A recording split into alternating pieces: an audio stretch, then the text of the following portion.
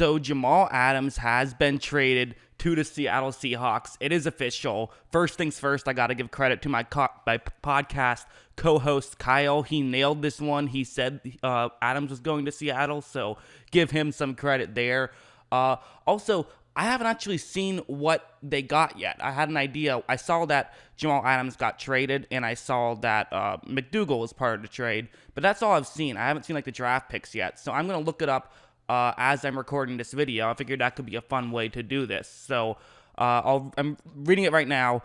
Jets deal Jamal Adams and 4th round pick in 2022 to Seattle in exchange for Bradley McDougal, and also a 1st round pick in 2021, a 3rd round pick in 2021, and a 1st round pick in 2022. Okay, so 2 1st round picks and a 3rd round pick, which is pretty significant. Now, they're also getting a 4th round pick back, but they're also losing McDougal. So this is a lot. Seattle is giving up a lot for Adams, and it's interesting because I think that this is going to be a huge benefit to them now. Now I'm just going through this, but it's also just a ton of draft capital. I think this is a great trade for the Jets right off the bat. I think this is great value for the Jets. Even though, yes, Adams is tremendous, I think they're getting good value back. And if Adams wasn't going to play, getting 2 1st-round picks and a 3rd, basically, the 3rd and 4th is kind of a wash, but 2 1st-round picks and a decent safety back, that's pretty good value for New York, I think. It reminds me a little bit about the Jalen Ramsey trade, and because he was already going to leave, but they were able to get a big haul back. Well, this is kind of the same thing. But let's shift gears a little bit, because I actually do think that there is some real value in getting Jamal Adams, and I think this could make, honestly, I think this makes Seattle probably the 2nd best safety secondary in the league. I still think Baltimore is better, but theirs is probably number 2 now, I would think. Again, I haven't had time to really think about it too much, but it's certainly a top-tier secondary now.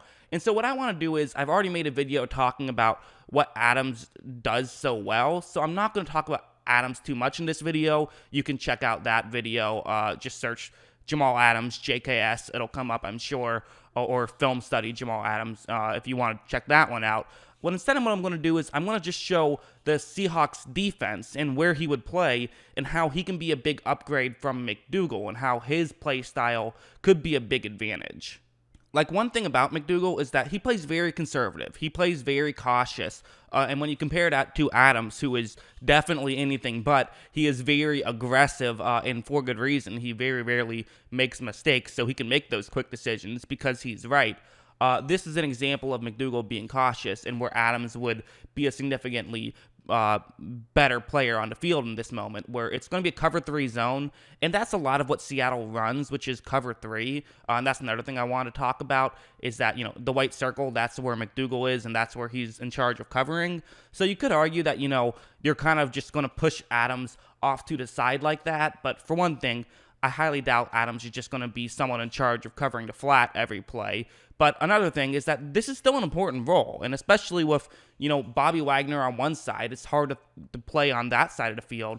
But now if Adams on the other, it can be really hard to work that middle of the field. But what San Francisco is going to do here is they are going to, go to as in middle of the field deep, not necessarily middle of the field in terms of inside the numbers. They're going to go outside the numbers with the receiver going towards the sideline. That's what they're trying to do on this play. And because of how far off McDougal plays, watch how when he cuts, he's easily able to get open, and there's just a ton of separation, and they're able to get a solid gain, get close to the 1st down on that one. Whereas if that was Adams, no chance they're getting that many yards. At least no chance there's that much separation. He would have read it a lot quicker, and he doesn't play as far off, so he probably would have had less separation to begin with.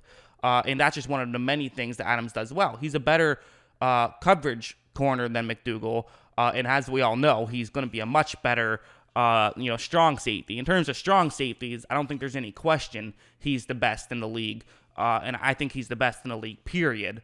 But like a play like this is another good example. It's going to be a run to the top of the screen, and Kyle Juszczyk is going to be blocking Bradley McDougal here. So that's the way this play is designed to work. That's who's designed to block him.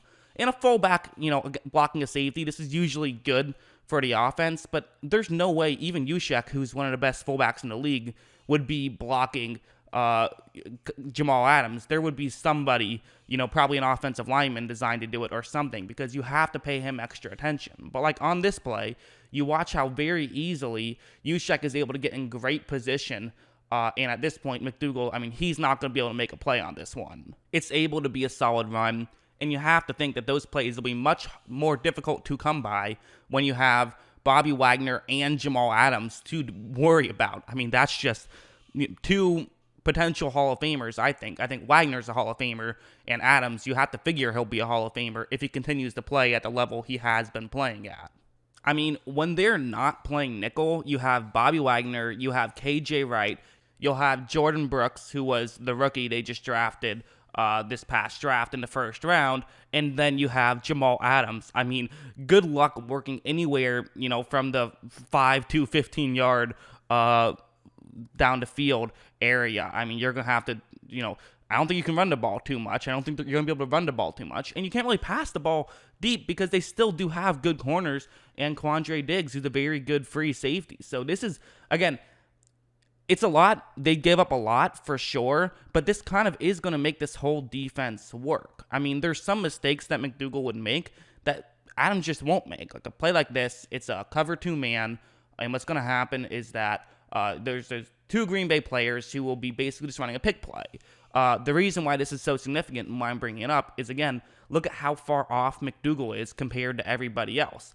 Adams would probably be playing on the line. He probably would be playing press. And the reality is there's no way Adams is going to lose in coverage to Jimmy Graham. But here, because of this pick play, McDougal is going to get beat pretty badly. And, there's plenty of separation right there. And that's just something that won't happen with Adams. And, there's these plays that develop with McDougal. And, again, I don't want to pick on McDougal too much. He's a fine safety. I kind of feel like the way I would describe him is that he is the worst safety possible without being considered a bad safety, and the fans still won't hate you. You're not mad at McDougal, but you're not, very rarely impressed with McDougal. I think that's kind of how I would describe him. Maybe if 5 out of 10 is serviceable, he's maybe a 4.5. He's slightly below that, but still fine. However, going from that to elite is definitely worth a lot of capital, and it's putting the Seattle Seahawks right, at the top and potentially a championship contender right here. One more thing I want to bring up is that we all know Adams has one of the best football minds in the game in terms of players. He has just tremendous football IQ. He's always figuring stuff out pre-snap. McDougal didn't, like a play like this. It's going to be a play action to the top of the screen. Adams runs down to the bottom of the screen. Rodgers rolls out in that direction. He hits Adams. The goal is to get everyone, to be fooled and run up to the top of the screen, specifically Bradley McDougal, who is the one in the white circle, of course, because, he's going to basically think that it's going to be a running play. He may move up and they can sort of pick on him and, throw it to the bottom of the screen. His job on this play is to make sure nobody gets by him in that direction. This is still your typical cover 3 zone. So he's still in charge of, covering the bottom portion of the field. So he still has to make sure he's there. But after the ball is snapped, he gets fooled on this fake pretty hard.